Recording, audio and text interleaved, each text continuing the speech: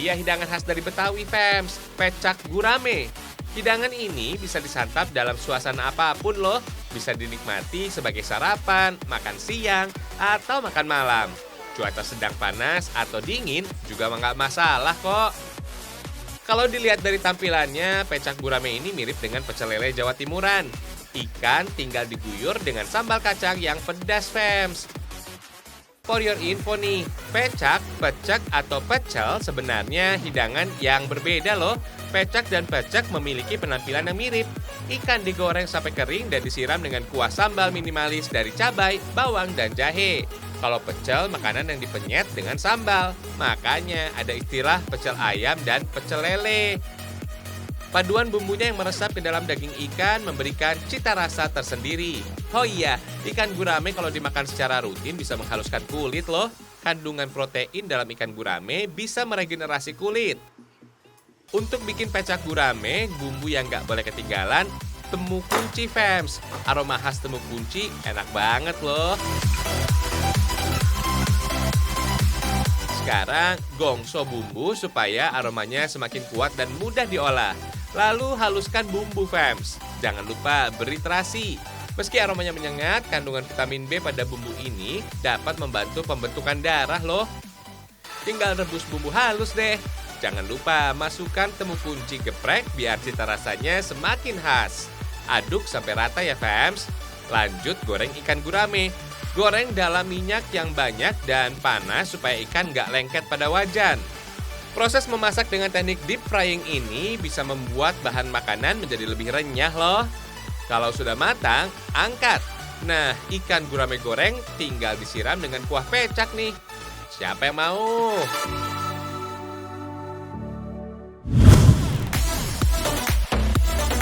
Hidangan khas Betawi lainnya ada si gabus pucung, Fems. Kalau dilihat-lihat, gabus pucung ini mirip dengan semur atau rawon. Kuahnya sama-sama berwarna hitam dan pekat. Katanya sih gabus pucung dan pecak gurame menandakan Betawi sebagai masyarakat sungai. Soalnya gabus dan gurame ditemukan di sungai atau rawa-rawa. Dulu kehadiran gabus pucung diawali dari ketidakmampuan masyarakat Betawi mengkonsumsi ikan mas, mujair atau bandeng pada zaman kolonial Belanda. Karena harganya mahal, maka masyarakat Betawi mengolah ikan gabus yang berkembang secara liar. Nama gabus pucung dinobatkan karena bahan baku yang dipakai adalah pucung alias kluwek, Fems. Si hitam ini dikenal sakti menciptakan aroma masakan semakin sedap serta bisa meredakan penyakit kulit. Sekarang goreng dulu ikan gabusnya. Oh iya, ikan gabus dikenal kaya kandungan zat albumin sehingga bisa mempercepat penyembuhan luka. Berikutnya haluskan bumbu, Fems. Bawang merah nggak boleh lupa ya, karena bisa menonjolkan rasa gurih masakan. Disusul pucung atau kluwek yang dinilai efektif sebagai pengawet bahan makanan. Penyebabnya kandungan asam sianida pada kluwek bisa menghambat pertumbuhan bakteri ikan atau daging. Bumbu juga harus ditumis ya. Tambahkan serai dan air secukupnya. Masukkan deh ikan gabus goreng. Setelah bumbu meresap, gabus pucung siap disantap. Mantap!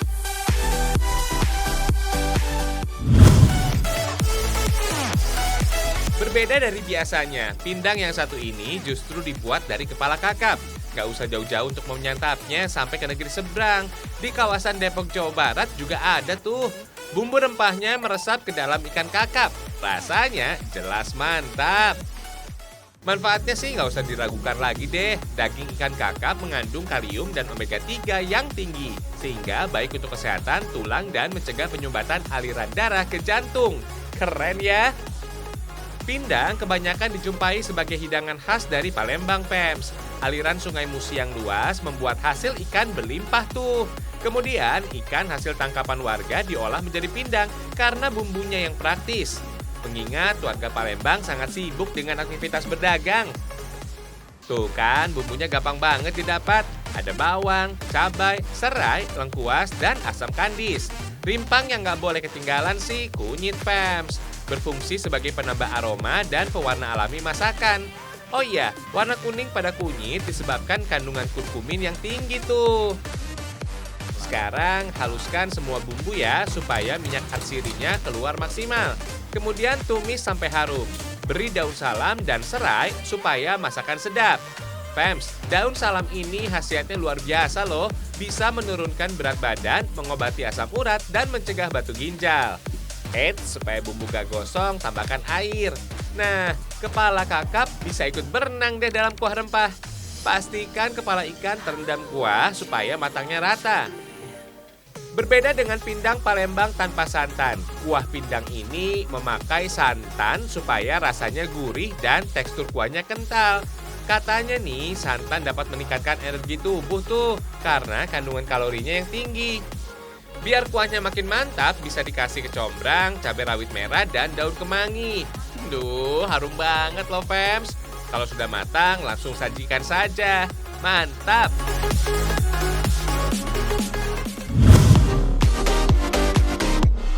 Biar makin lengkap, kita kenalan yuk sama sayur besan, kuliner dari Betawi.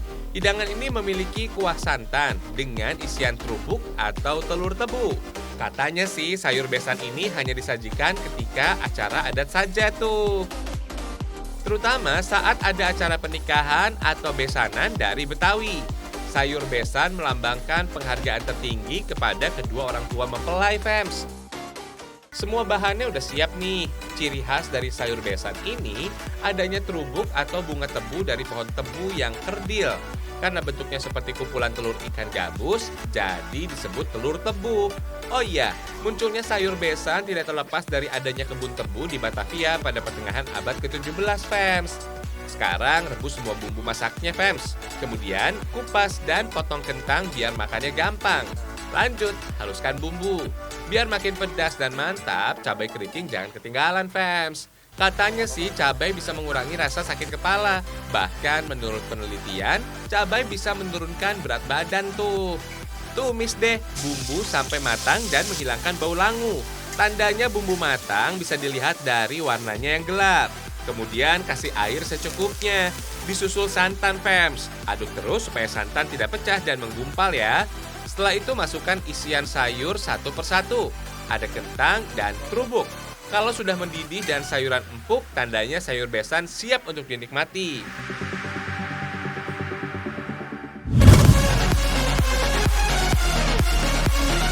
Tampilannya bikin nafsu makan meningkat tiba-tiba. Paru rica, ayam kecombrang, dan sapi sambal picung ini bisa jadi obat lapar tuh. Kalau pengen ngerasain juga, kalian boleh datang ke salah satu tempat makan di wilayah Serpong, Tangerang Selatan.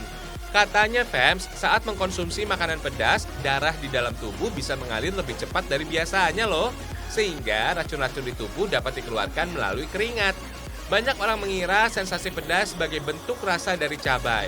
Padahal pedas adalah sebuah reaksi otak yang bilang kalau kita sedang merasa terbakar.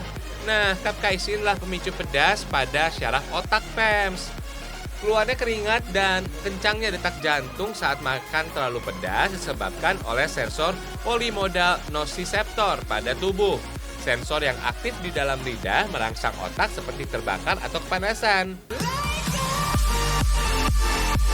Sekarang kita bikin sapi sambal picung, Fams. Di antara bumbu ini yang paling penting biji pala yang bisa membuat aroma masakan kuat dan harum. Bumbu ini semua harus dihaluskan ya. Kalau mau praktis bisa memakai bumbu blender ini nih. Sebaiknya bumbu jangan ditambahkan air supaya nggak terlalu lama ditumis. Potong deh daging sesuai kebutuhan, Fams. Oh iya, daging sapi masuk dalam golongan daging merah karena memiliki mioglobin yang lebih banyak daripada daging putih seperti daging ikan atau ayam. Mioglobin protein yang mengikat oksigen, Fams. Kalau hemoglobin bertugas mengangkut oksigen dari paru-paru ke sel-sel tubuh. Mioglobin justru bertugas menyimpan oksigen di dalam sel. Langsung aja, Fams, kita masak dengan wadah presto supaya cepat empuk. Lalu tumis rempah halus. Jumlah rempah bisa menentukan tingkat pedas masakan. Selain itu, bumbu rempah ini juga bisa membuat masakan menjadi lebih awet karena bersifat antibakteri. Kandungan fitokimia di dalam bumbu dapur bisa mencegah pertumbuhan bakteri dan jamur, Fams. Masukkan deh ke dalam panci presto dan aduk sampai rata. Sip deh, siap dimakan nih. Paru rica ini dijamin ngangenin deh. Selain kadar proteinnya yang tinggi, paru sapi memiliki mineral dan vitamin B yang berlimpah. Sambal pada paru rica ini juga dapat menurunkan nafsu makan makanan yang berlemak, manis, dan asin. Kalau mau diet bisa juga nih sering-sering makan sambal. Hihihi. Waktunya bikin ayam kecombrang, fams. Kecombrang bisa menciptakan aroma dan rasa yang khas. Uniknya seluruh bagian kecombrang bisa diolah tuh, mulai dari bunga, batang, rimpang, dan daunnya.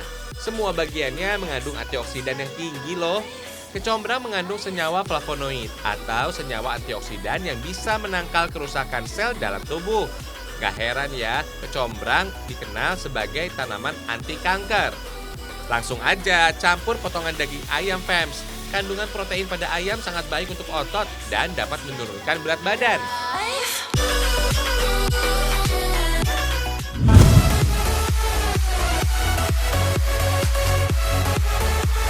Masih ada nih masakan khas Betawi. Ini namanya cuwe ngacir. Genjer centil sama jengkol encang-encing. Widih, namanya udah Betawi banget nih. Ketiga menu ini pas banget disandingkan bersama. Dijamin bikin nafsu makin nampol.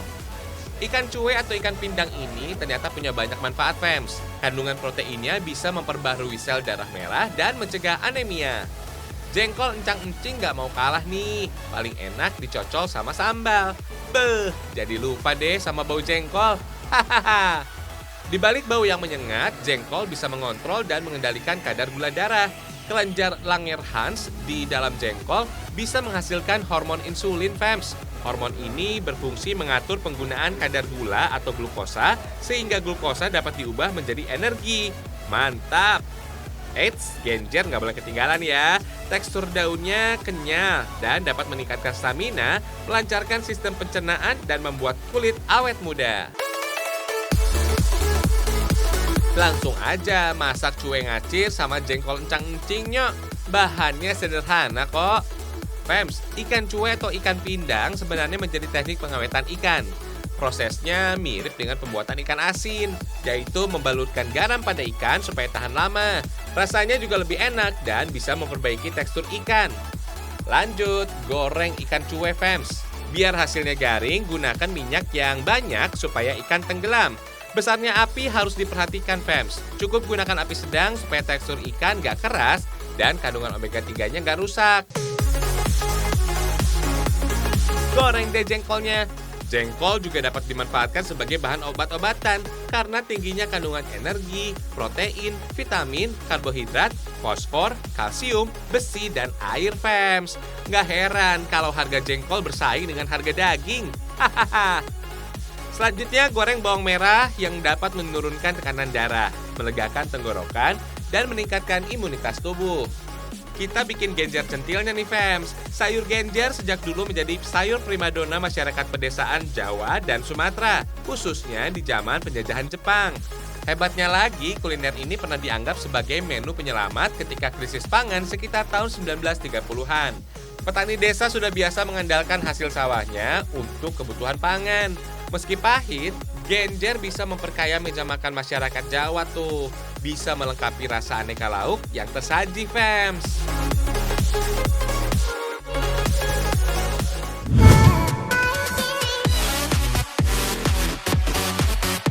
Ini bukan mie ayam yang biasa kita kenal ya.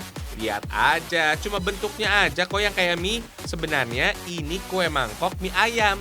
Bentuk toppingnya juga persis seperti mie ayam tuh. Ada telur, daging ayam, sawi, pangsit, sampai sumpitnya tuh. Wah, kreatif banget. Jadi nggak tega potong dan makan kuenya nih. Sama seperti kue pada umumnya. Kue mangkok mie ayam ini manis, fams. Jadi jangan dibayangin sama rasa yang gurih ya. Di sini juga ada aneka kue karakter. Ada kue lapisan batuan mineral bumi dan kue yang isinya uang kertas. Pokoknya mau karakter apapun, kue-kue di sini bisa disesuaikan dengan keinginan kok. Soal bahannya masih sama seperti kue pada umumnya. Campurkan gula dan telur, lalu mixer selama 15 menit sampai warnanya berubah menjadi putih coklat. Oh iya, putih telur berperan sebagai pelembab kue karena mengandung 85% cairan. Kalau kuning telur berfungsi sebagai pengempuk kue karena mengandung protein dan lemak. Langsung masukkan tepung deh. Jangan lupa ayak biar nggak ada tepung yang menggumpal. Tepung menjadi bahan yang paling utama dalam pembuatan kue karena bisa membentuk struktur kue. Masukkan mentega biar kuenya nggak terlalu keras dan sifatnya melemahkan gluten dalam tepung. Setelah rata, bagi adonan menjadi 3 bagian. Kemudian panggang di dalam oven sekitar 20 menit sampai matang. Kue dasarnya udah jadi nih. Tinggal lapisin dengan buttercream dan selai stroberi sampai 3 lapisan. Langsung potong seluruh sisi kue sampai bentuknya menyerupai mangkok ayam. Biar makin cantik, lapisi kue dengan buttercream ke seluruh permukaan. Sekarang lapisi kembali kue dengan coklat sampai rata, fams. Dirapikan perlahan supaya nggak sobek. Selain memberi cita rasa, coklat bisa membuat kue tahan lama dan kedap udara loh. Selanjutnya bentuk fondant, fams. For your info nih, fondant atau pasta gula menjadi bahan dekorasi kue yang cenderung elastis, sehingga mudah dibentuk sesuai keinginan. Lapisi deh kue dengan fondant dan rapikan sisinya supaya hasilnya mirip mangkuk. Berikutnya, bikin setiap bagian dari mie ayam untuk mendapat fondant berwarna. Campur pewarna makanan sesuai dengan keinginan. Tenang, aman kok. Sekarang tuang ke dalam cetakan. Jadi deh mie ayamnya. Fondant siap pakai ini bentuknya seperti Play-Doh atau lilin mainan anak-anak, fams. Nah, jadi deh pangsit potongan ayam, telur, bakso, sawi, daun bawang. Sekarang susun, fams. Hati-hati, fams, jangan sampai rusak ya. Biar semakin mirip aslinya, kita bikin gambar ayam jago di sisi mangkok, fams. Bagian ini butuh imajinasi dan keterampilan, fams. Jadi deh.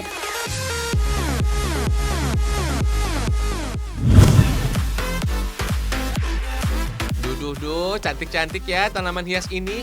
Aglonema ini menjadi spesies tanaman hias yang mudah hidup di daerah tropis dan mudah beradaptasi di dalam suhu ruangan. Nah, tanaman yang hits saat pandemi ini ya aglonema atau Sri Rejeki ini nih.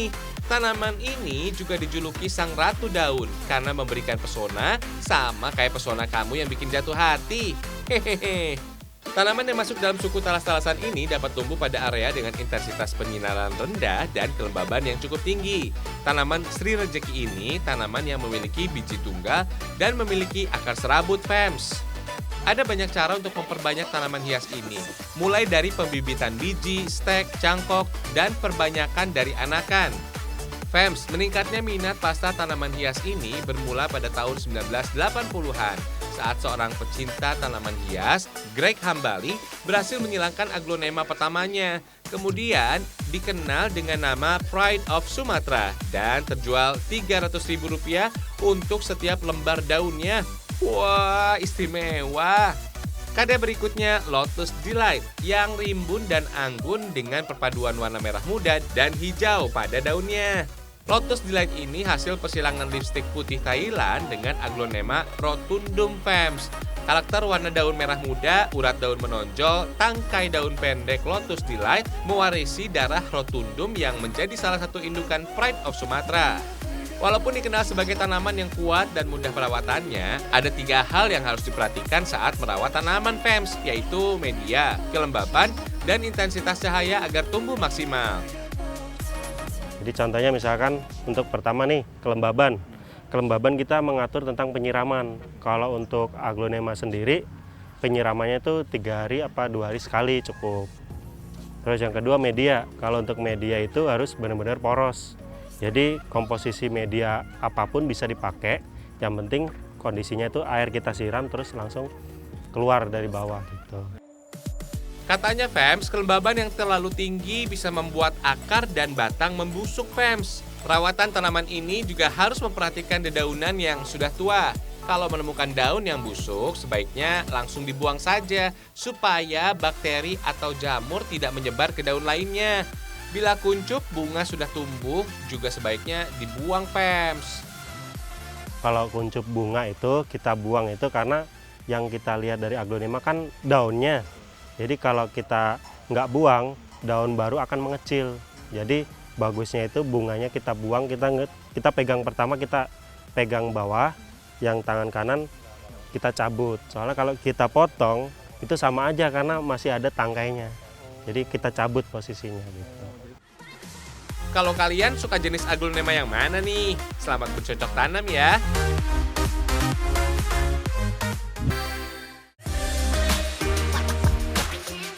Udah saatnya berpisah nih. Nonton Ragam Indonesia episode selanjutnya ya. Ragam Indonesia, satu Indonesianya, berjuta kekayaannya. Dadah! Take a chance on